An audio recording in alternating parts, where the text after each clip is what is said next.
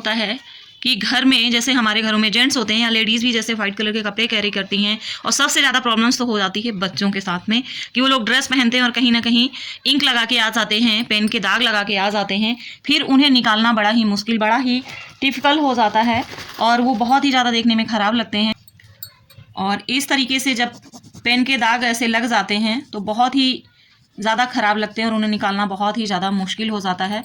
तो ऐसे दागों को हम आसानी से कैसे निकाल पाएँ ताकि हमारे बच्चों की ड्रेस भी अच्छी लगे। जेंट्स लोग ऑफिस जाते हैं, दुकान में जाते हैं, बिजनेस करते हैं, या हम ही लोगों के कपड़ों में कभी कभी इस तरीके से इंक लग जाती है, तो हमें उसे कैसे रिमूव करना है चलिए देख लेते हैं। और सभी के घरों में निकालने वाली चीज़ मौजूद हुई होती है, लेकिन हम लोगों को बिल्कुल नहीं पता होता कि हमें करना क्या है। इसको निकालने के लिए हमें कोई भी डिओड्रेंट चाहिए, आप कोई भी डिओड्रेंट ले सकते हैं और उसको आप डायरेक्ट जहाँ पर ये निशान पड़ा हुआ है उसी जगह पर आप डायरेक्ट इस तरीके से डालिए। और डालने के बाद में आप एक कॉटन लीजिए, थोड़ा सा कॉटन लीजिए और आप उसको इस तरीके से छुटाना शुरू कर दीजिए। थोड़ा थोड़ा डिओड्रेंट डालते जाइए और इस तरीके से आप छुटाते जाइए। चलो ये देखिए आप, ये ऐसे हल्का होता जा रहा है और ये अभी छूट जाएगा।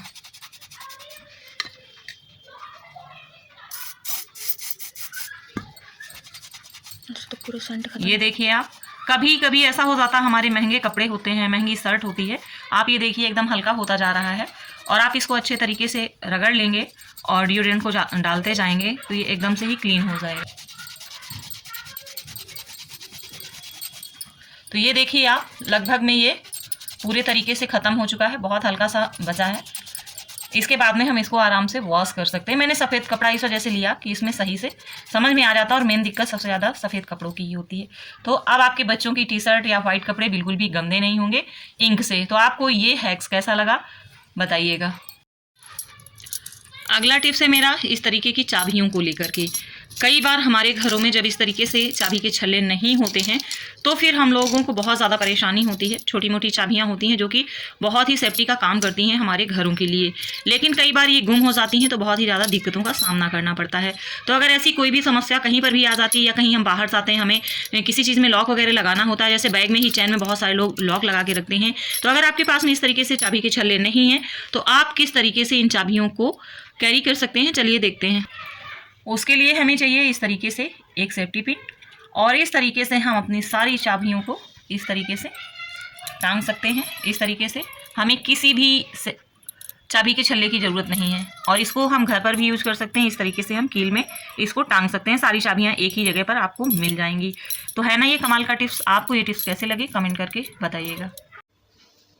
और आप सभी से एक छोटी सी रिक्वेस्ट करना चाहूँगी कि अब तक अगर आपने मेरे चैनल को सब्सक्राइब नहीं किया है तो चैनल को सब्सक्राइब करें और बेल का आइकॉन जरूर दबाएं ताकि आने वाले हर वीडियो का नोटिफिकेशन आप सभी को मिलता रहे और मुझे पता चलता रहे कि जो आप लोगों के लिए मैं कमाल के ideas, tips, tricks, videos, blog लेकर के आती हूँ तो आप सभी को कैसे लगे। आज हम इस्तेमाल करने वाले हैं इस तरीके की रबर बैंड का, जिन्हें हम लोग यूज़ करना बंद कर चुके होते हैं इस तरीके से और अलग कर देते हैं, या बच्चे इस तरीके से शौक में ले आते हैं, उसके बाद में घर में ही पड़े रहते हैं, इनका कोई भी यूज़ नहीं होता। इसकी इलास्टिक भी लगभग में ख़राब हो गई है इसकी।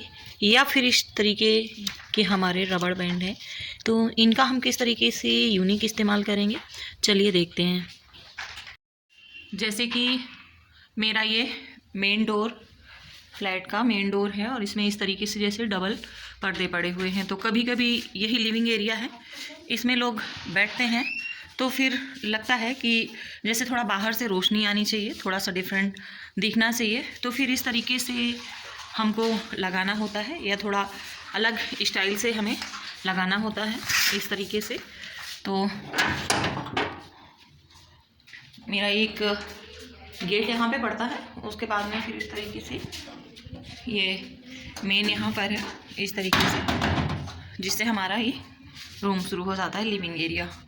तो अब इन पर्दों को इस तरीके से अगर हम रखते हैं इस तरीके से, तो ये तो बहुत ही पुराना सा लुकआउट हो गया है, तो इनको 2-3 तरीके से हम किस तरीके से बांधेंगे उन्हीं रबर बैंड की सहायता से, तो चलिए देखते हैं।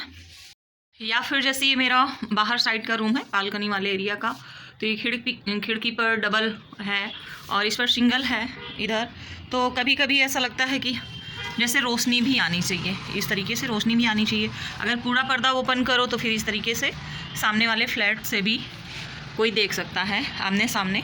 तो फिर जैसे हमें रोशनी भी चाहिए और पूरा हमें पर्दा भी ना ओपन करना पड़े और एक साइड में भी ना करें हम, तो उसके लिए फिर हम क्या करें कि हमें हमारा काम भी चल जाए। तो फिर उसके लिए भी हम कैसे करेंगे, चलिए भी देखते हैं। उसके लिए मेरे पास 2 ऑप्शन है। इस तरीके से जैसे हमने कर लिया और मैं इन्हीं पट्टियों का यूज़ करूँगी। तो ये तो हमारा बहुत ही पुराना वाला स्टाइल हो गया, आप भी जानते हैं ये तरीका बहुत ही ज़्यादा पुराना हो गया, लेकिन मैं आपको फिर भी दिखाई दे रही हूँ इस तरीके से। तो इनको हम ऐसे बांधने में भी इनका इस्तेमाल कर सकते हैं इस तरीके से। तो ये देखिए, इसके अलावा भी मैं अभी आपको और दिखाऊंगी। तो ये इस तरीके से पर्दे हमारे जैसे हम बैठे हुए हैं तब भी ये इस तरीके से अच्छे लगेंगे।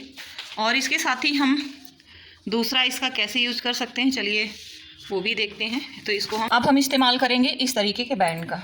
इसको हमें क्या करना है, हमें इसको लगाना नहीं है, इससे हमें पर्दे को इस तरीके से निकालना, इस तरीके से फ्लावर टाइप का। और ये भी आपका नहीं दिखेगा, जो हमने इसमें बैंड लगाया है ये बैंड भी इसमें नहीं दिखेगा। और इस तरीके से ये फ्लावर सा बन जाएगा और किसी को पता भी नहीं चलेगा कि आपने इसमें क्या लगाया हुआ है। इस तरीके से देखिए आप। तो ऐसे जैसे आने के लिए लाइट भी आपकी आती रहेगी। चलिए इधर भी लगा देते हैं तो लुक समझ में आएगा।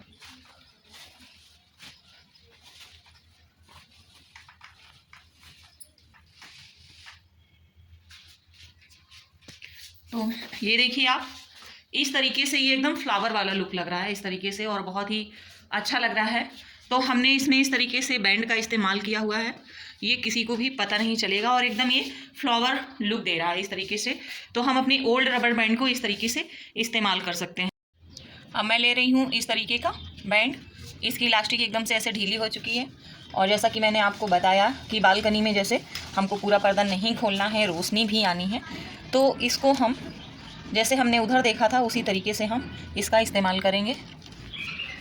तो क्योंकि ये अच्छा लग रहा था, इसकी इलास्टिक ढीली है लेकिन ये अच्छा लग रहा था, इस वजह से हमने इसको ओपन ही इस तरीके से दिखाया है और ये ख़राब भी नहीं लग रहा है, अच्छा लग रहा है इस तरीके से।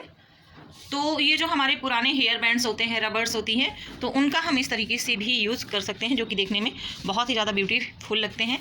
तो आपको ये ट्रिक्स टिप्स कैसे लगे, काम में आने वाले हैं तो कमेंट करके बताइएगा।